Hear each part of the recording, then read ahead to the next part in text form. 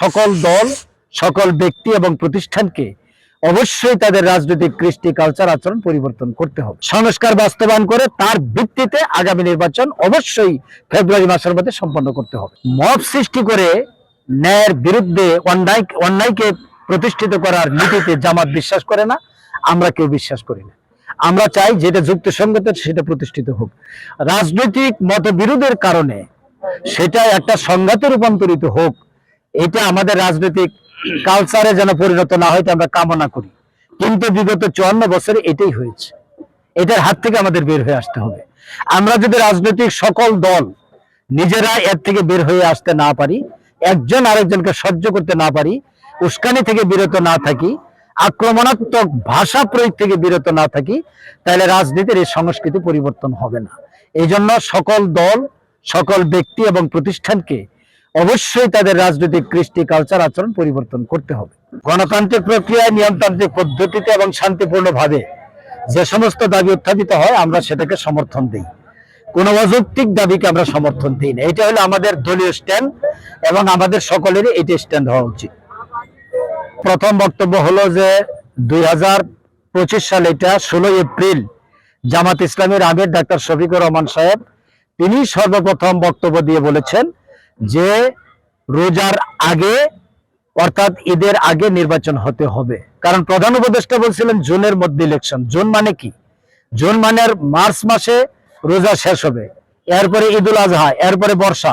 বর্ষার মধ্যে কি বাংলাদেশে কোনোদিন নির্বাচন মানায়? এই জন্য আমরা হিসাব করে বলেছি নির্বাচনের উপযুক্ত সময় হলো ফেব্রুয়ারি মাস।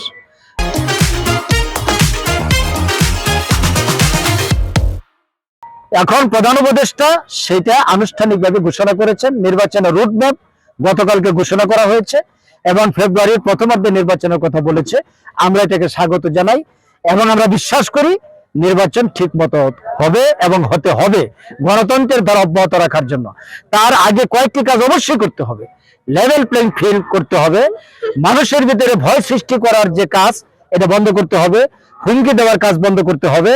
মানুষ নির্বিঘ্নে ভোট দিতে যাবে, ভোট দিয়ে আসবে, কোনো বাধা বিঘ্নের অতিক্রম হবে না, এই পরিবেশ ফিরিয়ে আনতে হবে এবং গণহত্যার বিচারও করতে হবে। আর অতীতের যে মানদত্ব আমলের প্রশাসন যেটা স্বৈরাচার তৈরি করেছে সেটার অপরিহার্য সংস্কার এই সময়ের মধ্যেই করা সম্ভব। কারণ ফেব্রুয়ারি আসতে এখনো পাক্কা 5 মাস আছে। 150 দিন সময় যথেষ্ট। 30 দিন 90 দিন যদি নির্বাচনের প্রস্তুতির জন্য আর 60 দিন সময় থাকে, এর মধ্যে সকল সংস্কার শেষ করে নির্বাচনে যাওয়া যায়। এই জন্য আমাদের স্পষ্ট বক্তব্য, জুলাই সনদকে আইনগত ভিত্তি দিয়ে সংস্কার বাস্তবায়ন করে তার ভিত্তিতে আগামী নির্বাচন অবশ্যই ফেব্রুয়ারি মাসের মধ্যে সম্পন্ন করতে হবে। মানুষ ভোট দিবে, গণহত্যার বিচার হবে, জুলাই সনদকে তার আইনি ভিত্তি দিবেন। তারা কিন্তু বাংলাদেশে কোনো আইনের বলে ক্ষমতা আসেন নাই। ওনারা যে আইনের কথা বলেন, ওনারা জনগণ এখানে স্বৈরাচারকে তাড়িয়েছে। স্বৈরাচারকে তাড়ানোর জন্য স্বৈরাচার মুক্ত বাংলাদেশ হয়ে গেছে। এখন কাউকে ক্ষমতা বসানোর কোনো সুযোগ নেই, আর সাংবিধানিক ভাবে নাই। সুতরাং সংবিধান অকার্যকর হয়ে গেছে। এই অবস্থায় পিপলস উইল হিসেবে বর্তমান সরকার ক্ষমতায় বসছেন। সুতরাং জনগণের মত হলো জুলাই সনদকে আইনগত ভিত্তি দিতে হবে গণভোটের মাধ্যমে, তাহলে এটা তাদের ক্ষমতা বসাটাও আইন সিদ্ধ হবে এবং জুলাই সনদও আইন সিদ্ধ হবে। এছাড়া এই সরকারের কাছে আমাদের আর কোনো প্রত্যাশা নেই। দেখেন এই মুক্তাগাছায় কয়টা হত্যাকাণ্ড হলো? প্রকাশ্যভাবে মুক্তাগাছায় একটা, এই 11ই আগস্ট সাংবাদিক তুহিন হত্যা হলো। আমার মিটফোর্ড হাসপাতালের সামনে আরেকজনকে পিটিয়ে হত্যা করা হলো। চরিত্রগতভাবে কিন্তু 3টি হত্যাকাণ্ডের প্রায় একই রকম হয়েছে। একটা পাথর মেরে হত্যা করা হয়েছে, আরেক সাংবাদিককে একইভাবে হত্যা করা হয়েছে। আবার মুক্তাগাছার মানকোণে এটা পাথর মারা হয় নাই, এখানে কাঠ, খড়ি, বাঁশ দিয়ে পিটিয়ে হত্যা করা হয়েছে। তাহলে এটা তো কোনো সভ্যতা বা বর্বরতার মাপকাঠি নয়। এইভাবে দেখা যাচ্ছে যে এই 3টি হত্যা তো অনাকাঙ্ক্ষিত ছিল। এইভাবে সমাজে এবং দেশে বিভিন্ন স্থানে যে ঘটনাগুলি ঘটছে প্রত্যেকটি ঘটনাই অনাকাঙ্ক্ষিত, অপ্রত্যাশিত, বেআইনি। আমরা তার নিন্দা জানাই। প্রতিবাদ হচ্ছে যে আইন শৃঙ্খলা রক্ষার দায়িত্বে যে পুলিশ বাহিনী ছিল 15.5 বছর তারা রাজনৈতিক কর্মসূচি বাস্তবায়ন করছে। তারা একটা মেন্টালিটি নিয়ে গড়ে উঠেছে। তাদের যখন বিজয় হয়ে গিয়েছে, বিদায় হয়েছে, পরাজয় হয়ে গেছে, পালিয়ে গেছে, তখন ওই শক্তি এবং তার সাথে রিলেটেড পুলিশ কর্মকর্তাদের মনোবল সম্পূর্ণরূপে ভেঙে গেছে। আর এখন পর্যন্ত পুরো রিপ্লেসমেন্ট হয় নাই।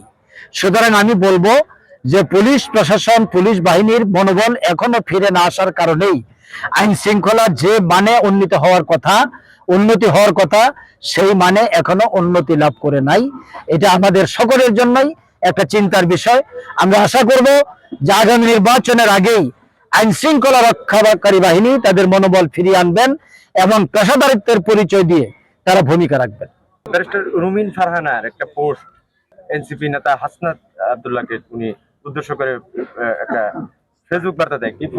আমরা যে কোনো শব্দ ভাষা যেই প্রয়োগ করো না কেন সেটা পার্লামেন্টারিয়ান ল্যাঙ্গুয়েজ হতে হবে, জেন্টেলম্যান ল্যাঙ্গুয়েজ হতে হবে। আক্রমণাত্মক উস্কানিমূলক ভাষা কোনোদিনও গ্রহণযোগ্য নয়। আসলে যাদের ব্যাপারে আপনি কথাটা বলেছেন তারা সংগ্রাম করে দেশকে স্বৈরাচার মুক্ত করেছে। দে আর আওয়ার হিরোস, তারা আমাদের বীর, তারা জাতীয় বীরের মর্যাদা পাবে। তাদেরকে অমর্যাদা করা হোক এটা জনগণ কখনো কামনা করে না। যিনি বা যারাই যে ভাষায় আক্রমণ করে কথা বলুক না কেন জনগণ সেটাকে কখনো সমর্থন দিবে না।